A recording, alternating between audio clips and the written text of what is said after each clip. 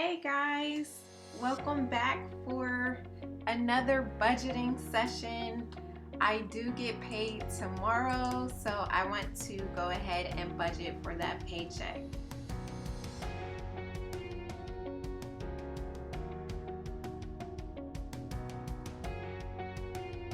So tomorrow's date is May, I believe the 26th, 2023. And so this will be for that paycheck. This is my paycheck. I don't know that I'll be putting my husband's paycheck on here, but my gross income from this paycheck is $3,910, so $3,910. And this paycheck, I know in my last budgeting video the amount was different, but this is for my core expenses, so we will be budgeting that for things that are really important. Okay, so from this paycheck, the taxes that were withheld totaled $1,018. Other paycheck deductions totaled $21. I have an FSA, which is a flexible spending account, so I have $21 coming out of that. My husband covers our insurance, so I don't have any major deductions out of my paycheck. Tithing, I'm going to tithe $391. I tithe off my gross, and I told you guys why in one of my previous videos, but tithing is very, very important to me. Now, this zero-based budget, I got it off of Vertex 42. It categorizes this as big bills. I don't know how much I like that. This is only my second time using this worksheet, so I'm getting used to it. But my mortgage, I am allocating $1,115 towards my mortgage. We do get income in every week between me and my husband, so how much I set aside for my mortgage varies from week to week depending on what we have going on. Typically, the last paycheck for the month carries the bulk of our mortgage payment, and so that's why you're seeing this larger amount here for today. The next thing is car repairs. We don't have any major car repairs going on at the moment, though.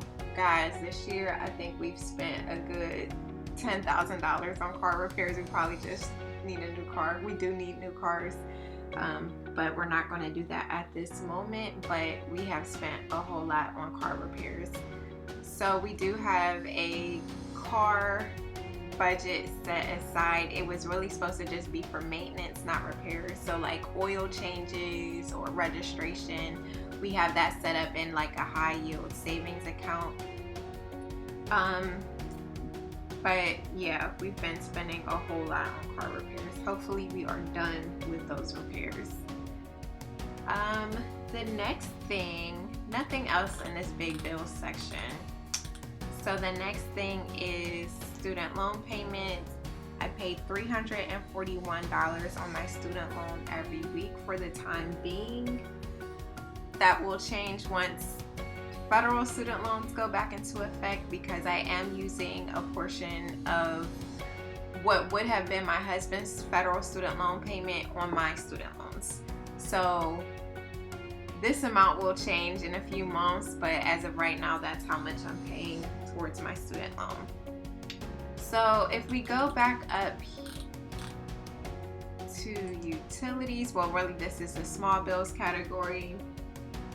So I typically set aside $12 per week towards my water bill. I get my water bill on a quarterly basis, and that $12 per week typically covers my water bill. Sometimes I have to add a little bit more. Sometimes I don't need as much as I put away for it. So the $12 is a good average amount for me. The next thing is our water line. Now, this is not one of the standard categories on this Vertex 42 worksheet. This is something that I just changed. I don't remember what was here before, but I changed it to accommodate my needs. So if you have certain bills that don't show up on the standard worksheet, you can definitely change them to fit what's going on with your household and your situation. But we have a water line that we have to pay for. We had our home built, and apparently everyone has to pay for the water lines that run through our community. And so we have to save $9 per week towards that water line. And once again, that is saved in our high yield savings account, and I just let the money accumulate. We pay the actual water line bill in December of each year. So right now that money is being saved up. The next thing is filters, and this is like just the filters that go on the HVAC units, as well as the filter for our water in our refrigerator.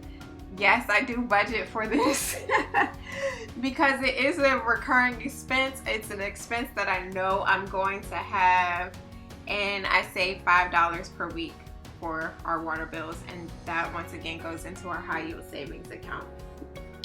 The next thing is our security system. We pay $30 per month for that. No, I don't save for that on a weekly basis. We just pay that with the last paycheck of the month, and that is $30. Next is flood insurance. I save $9 per week for our flood insurance. And then our HOA, I save $25 per week for our HOA as well. And I hope that the HOA bill doesn't go up anytime soon. I think it's a little bit high, but it's not something that I can control. The next is our grocery bill. I allocate $150 per week towards our groceries. I also allocate $25 per week towards eating out. Typically on Friday nights, my family and I will buy pizza, or my husband doesn't eat the pizza, but he'll buy something else, and me and the kids will eat pizza, and that typically totals about $25. And that is our eating out usually for the week. Sometimes we end up eating out more, but typically that's what we do. Gas, I allocate $120 per week. This amount will be going lower. My husband does have to commute to work. He is not going to have to commute over the summer, and his commute will be a little bit less later on in the year. So hopefully this gas amount goes down, but as of right now, we're allocating $120 for gas. Next is gifts. We allocate $20 per week towards gifts. Now this includes like birthday gifts. We just had a kid's birthday to go to last week, so this includes birthday gifts. This will also include Christmas gifts, and we have this in our high yield savings account, and anytime a gift comes up, we just pull money out of that account. It works for us, and we'll keep it that way. We probably need to put away a little bit more, actually, because Christmas time we always have to add to that money, but you know, it is what it is. The next is birthday. I save for our kid's birthday. I save $10 per week, and once again, this is in our high yield savings account, and we are just able to pull right from that fund whenever their birthdays come up, so that we're not having to drop one lump sum come birthday time. The next thing is children's activities. We save $15 per week for that, and that's like my kids are in sports and stuff like that, so we just pull from that whenever we have to pay fees for those activities. We also use that for like camp money for the summer, though, you know, we had to book camps early. If you're a parent, you understand. You got to book camps like in February to get into any of the good camps. But that's all been paid for at this point. The next thing is our emergency fund. We budget $15 per week. However, I know that sounds like a low amount. However, I do put a large sum from my other paycheck from my other job towards our emergency fund. So that helps. But from this paycheck, it'll be $15. The next is retirement fund. This came straight out of my, well, this will come straight out of my paycheck, and that'll be $235 going towards that. I don't see, oh, college fund. We have $529 set up for our kids. So they don't come out at the same time. I don't know why I set it up like that. Maybe that was intentional, but one of theirs is coming out of this paycheck, so that'll be $110. Lastly, we have a vacation. It's really not a vacation, it's somebody's wedding that will be out of town, and we are budgeting $66 per week for that. That's not something that will be ongoing. We're almost done paying for that trip, so I think we have a couple more months left of this $66 savings to put towards that trip, and then that'll be done with. So I still have $161 here. So I think, what should I do? What should I do? I kind of, honestly, I know this is a zero-based budget, but I kind of don't want to touch this because this is a holiday weekend, and quite frankly, I don't know what our plans are. That money may end up getting spent, but if it doesn't, I'll just end up putting it on the student loan, I believe. But I'm kind of just going to leave that there. Do not follow my example. I know this is supposed to be a zero-based budget, and that amount should be zero remaining. I don't see a miscellaneous. If I could put this in a miscellaneous account, that would be great. Maybe I should add a miscellaneous somewhere. We're just gonna leave it there. We're just gonna leave this $161 there. But if we do have money remaining after this long weekend, then I will put it towards my student loans for sure.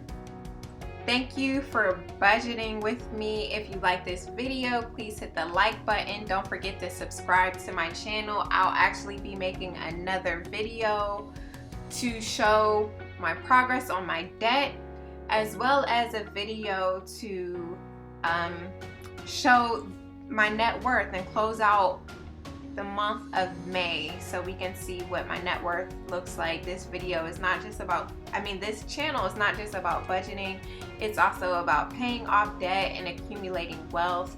So you guys haven't seen really the wealth aspect of it and what we're doing there. So I would like to share that as well. Thank you for watching. Thank you to those who have already subscribed to this channel.